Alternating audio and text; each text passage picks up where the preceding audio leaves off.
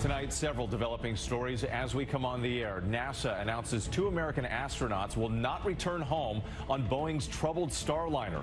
ISIS claims responsibility for a deadly stabbing rampage in Germany and the late summer heat wave impacting millions. First, the 8-day mission turning into 8 months for 2 astronauts. NASA says it's too risky to bring them home on Boeing's Starliner. That spacecraft plagued by issues. Butch Wilmore and Sonny Williams will instead have to hitch a ride on a SpaceX capsule in February 2025. NASA says it's trying to build a new culture of safety, but it's another blow for Boeing, raising new questions about the company's future in American space exploration. Also breaking tonight, German police say they have a second person in custody after 3 people were stabbed to death, 8 others injured during a festival. The mayor saying the entire city is in shock. ISIS now claiming it was behind the attack. Late reporting just coming in. A blast of heat from Texas to Minnesota. Nearly 40 million Americans under heat alerts, heat indexes into the triple digits, and Hawaii bracing for a tropical storm with heavy rains and possible flash flooding. A new endorsement shakes up the presidential race once again. Robert F. Kennedy Jr. now supporting former President Donald Trump, how this could influence the campaign, and where Vice President Harris is headed next.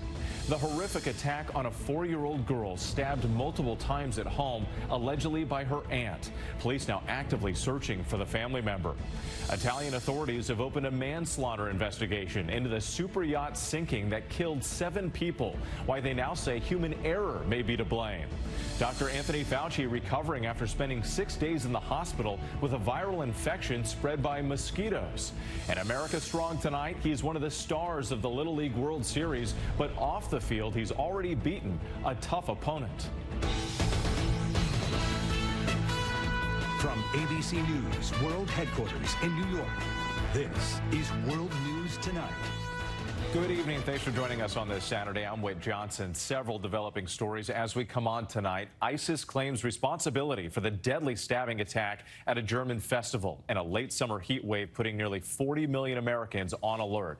But we begin tonight with the stunning news from NASA. Late today, officials announcing 2 American astronauts will not be coming home on Boeing's troubled Starliner due to safety concerns. Instead, a SpaceX Dragon capsule will eventually bring them back to Earth in February of next year. The mission to the International Space Station for astronauts Butch Wilmore and Sonny Williams was supposed to last 8 days, now expected to stretch to 8 months. Another major blow for Boeing. The company's first crewed launch has been plagued with issues since it blasted off from the Kennedy Space Center in June. Starliner will depart unmanned from the space station in September to make room for the SpaceX craft. Tonight, what this all means for the astronauts and Boeing's future in space. ABC's Ike Ajachi leads us off. After more than 80 days aboard the International Space Station, tonight NASA says astronauts Butch Wilmore and Sonny Williams will have to wait until February 2025 to return home, using SpaceX's Crew 9 Dragon capsule instead of Boeing's Starliner. The decision to keep Butch and Sonny aboard the International Space Station and bring the Boeing Starliner home uncrewed is a result of a commitment to safety. And liftoff of Starliner and Atlas V. That original mission began more than 2 months ago and was only intended to run 8 days before returning to Earth. But issues with its thrusters and helium leaks led NASA to prolong its mission for months. Now, NASA says Boeing's Starliner spacecraft will come back to Earth unmanned in September, and turning to Boeing's competitor in the space race to bring those astronauts home, a stunning blow to their program after a wave of safety and PR nightmares. It became very obvious that Crew 9 was the best option, fly up 2 empty seats, have Butch and Sonny join the increment crew and return on Crew 9. Boeing's Starliner spacecraft has been plagued with a number of issues over the years before the test flight in June. The space agency holding a formal review today before deciding that Boeing's Starliner would not be used to bring that crew home due to safety concerns. NASA Administrator Bill Nelson, a member of the congressional committee that investigated the 2003 Columbia and 1986 Challenger shuttle disasters, 2 accidents that led to the deaths of 14 crew members aboard those shuttles. shuttles. But despite the most recent setback to Boeing's already massively over-budget program, how certain are you that Boeing will ever launch Starliner with a crew on board again? 100%. NASA Administrator Bill Nelson says he has full confidence that Boeing will eventually return to manned flights. Ike Ejiochi joining us now. And Ike, what is NASA saying about the length of time those astronauts are spending in space, and how is Boeing responding tonight? Well, what NASA is saying, there are no specific concerns about spending up to a year in space, and that the crew will have enough food and supplies to last until their planned return next February. Now, Boeing today said safety is first and foremost, and that they are executing the mission as determined by NASA. Whit? Ike Ejiochi, thank you. Overseas now, the terrorist group ISIS is now claiming responsibility for that horrific stabbing attack in Germany. And word just coming in that there has been a second arrest. Police raiding a refugee housing complex near the scene of the attack. At least 3 people were killed, several others injured. The incident taking place at a festival in a western city. Late details from ABC's Maggie Ruley. Tonight, an urgent manhunt now underway in Germany for the person authorities say is responsible for a violent stabbing attack in the city of Solingen Friday night. ISIS now claiming responsibility for the incident, which left at least 3 people dead and 8 more injured. The city's mayor saying, "Last night, our hearts were torn apart. We in Solingen are full of horror and grief." The emergency calls coming in just after 9:30 p.m. local time. The unidentified individual attacking people with a knife in the middle of the crowded Festival of Diversity, commemorating the city's 650th anniversary. An organizer at a stage nearby urging festival goers to keep calm, but also your eyes open, because the perpetrator is on the run. The crime scene cordoned off. Forensics teams searching the area for evidence. The attack occurring in the audience in front of this stage. The lights above it still operating today. As mourners gather nearby, a growing memorial of flowers and candles honoring the victims. 2 men, ages 56 and 67, and a 56-year-old woman did not survive. Police announcing a 15-year-old is now under arrest.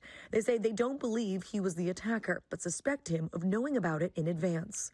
Tonight, a police operation underway at this refugee housing complex after they say they received a tip in the case. Authorities making a second arrest there. Germany's Chancellor Olaf Scholz speaking today, saying we must never accept this in our society and must do everything we can to investigate and prosecute the concrete offenses, but also do everything we can to prevent such things from happening again. And while ISIS has claimed responsibility, it's still unclear exactly how closely tied the attacker may have been to the group. Police say they're working to determine a motive and right now are urging people to stay vigilant. Whit? Maggie Ruley for us tonight. Thank you. Back here at home, dangerous heat gripping the center of the country. Nearly 40 million people on alert from Texas up through the Great Plains, while a tropical storm takes aim at Hawaii. ABC's meteorologist Samara Theodore joins us now. Samara, time this out for us. Whit, right now we're keeping a close eye on Tropical Storm Hone that's getting ready to brush the southern tip of the Big Island in Hawaii. Take a look here. You can see that tropical storm warning has been issued already. As this continues to move west into the south of the Big Island, they could see upwards of a foot of rain with large dangerous swells starting to get a break by Monday as this moves away. Meanwhile, on the mainland, we're looking for ways to beat the heat. In the coming days, Sunday into Monday, we see these heat advisories issued as far north as Fargo. Temperatures feeling like 115 degrees. Folks returning to work in places like Chicago, 96 on Monday with heat index values up to 110. Whit? Samara Theodore, thank you. Tonight, the race for the White House is entering a new phase with just 10 weeks to go until Election Day.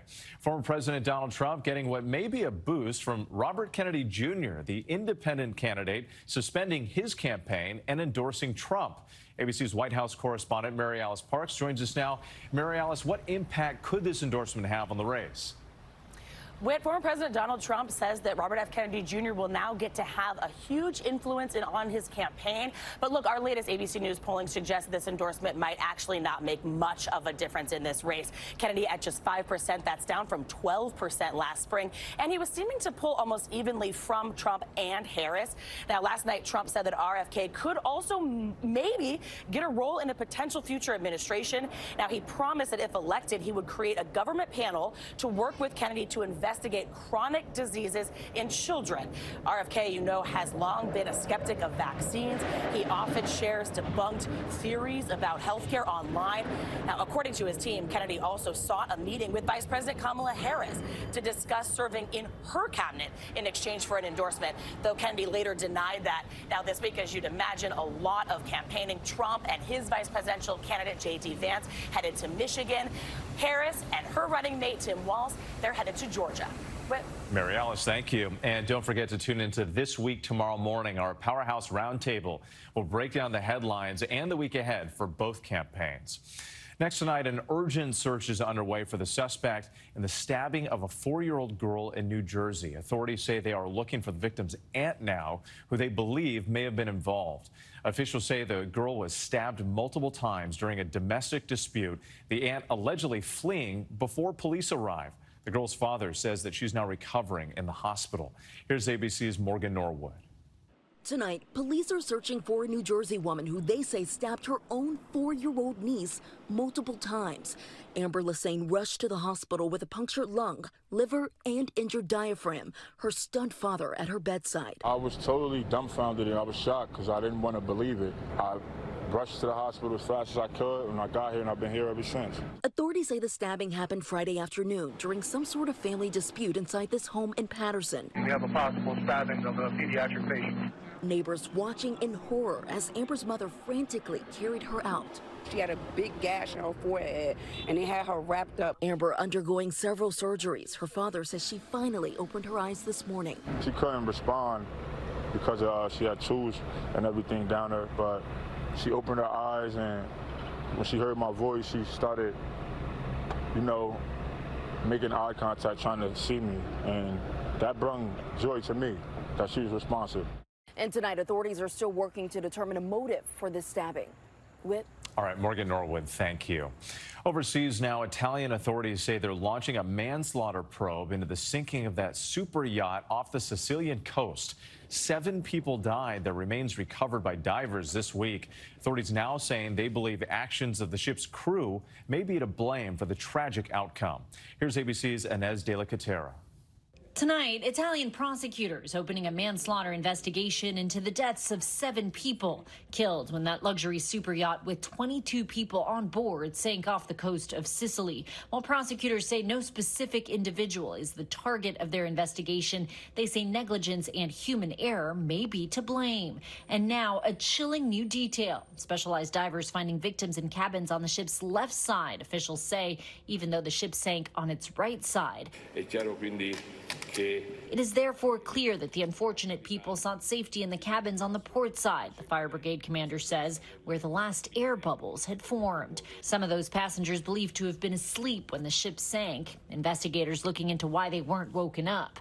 CCTV video shows the ship capsizing and sinking within minutes when the super yacht was hit Monday by what authorities now believe was a downburst, a strong wind descending from a thunderstorm, not a waterspout as they initially believed, but no extreme weather alert had been issued.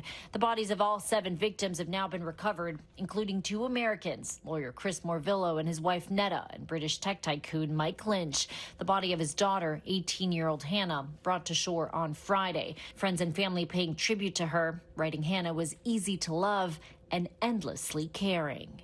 Today, officials wouldn't comment on the state of the yacht. They say the next step will be to retrieve the shipwreck from the bottom of the sea, roughly 160 feet below the surface, though it's still unclear how long that'll take. Whit? Inez de la Catera, our thanks to you tonight.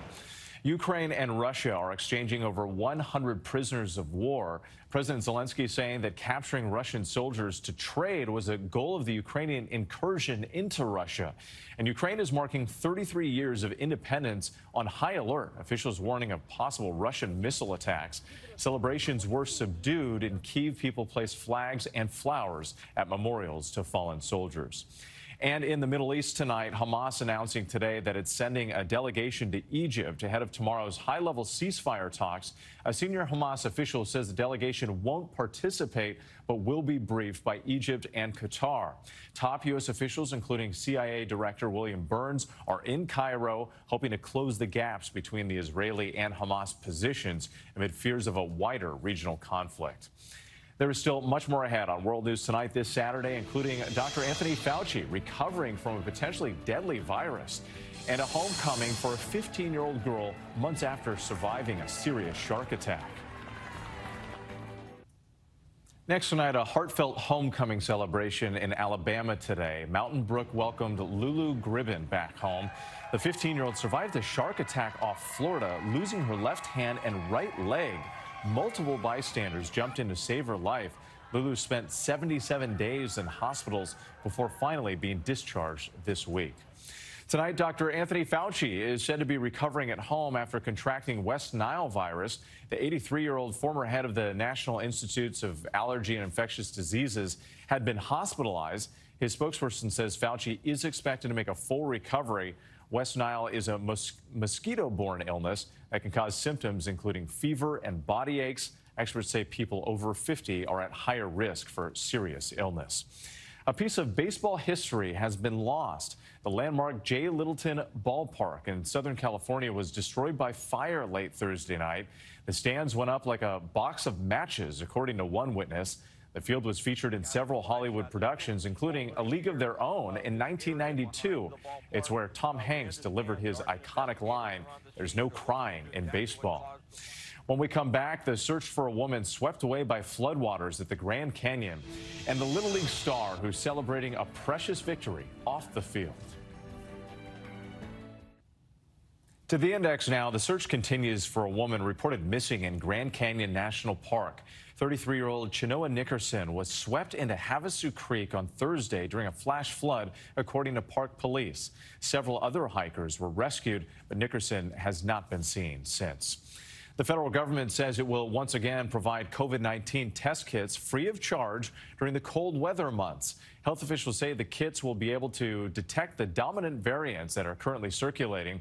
The government will begin taking orders for up to 4 tests per household in late September at the website covidtest.gov. LA Dodgers superstar Shohei Ohtani joined one of baseball's elite clubs on Friday night. He stole his 40th base of the season and then later hit his 40th home run, a walk-off grand slam as the Dodgers beat Tampa Bay 7-3. Ohtani did it in just 126 games, the fastest player in Major League history to join the 40-40 club. Still ahead, America Strong, the little leaguer who knows all about beating the odds. Finally tonight, America Strong, the little leaguer who comes through in the clutch, both on and off the field. Newsom sends one to left center. It is deep. That's a grand slam. Cole Newsom has blown it open. Woo! This grand slam from Cole Newsom helped propel his Bernie, Texas baseball team to the U.S. title game in the Little League World Series. And now it is 8-0. Today, the 12-year-old is strong and healthy. But just 4 years ago, he underwent open heart surgery to remove a growth blocking his aortic valve. We first found out when he was about 6.5. It started with them discovering a heart murmur. By the time he was going into 3rd grade, that's when it got to the point that they had to do surgery. It's a very, very serious surgery. They take us to a room with no windows, and that's when it kind of hits you as a parent. I know we prayed a lot in that little room, and we got the best news possible, that they were able to get out. It was successful. Nicknamed Coleslaw, this resilient little leaguer defied the odds. I just knew, whatever happened for a reason. Whenever the surgery got done, I was really weak. I got from, not even be able to lift my head up. Remarkably, 6 weeks later, Cole was back playing baseball. Newson sends one to left center. And now pursuing his passion for the sport on the world stage. That's a grand slam! It's beautiful watching him in the Little League World Series. Nothing holds him back. Now, Cole's team did come up short today, losing to Lake Mary, Florida for the U.S. title, but it was an amazing game. And you can see the championship game of the Little League World Series as the team from Florida takes on Taiwan tomorrow. That's at 3 p.m. right here on ABC. Have a great night.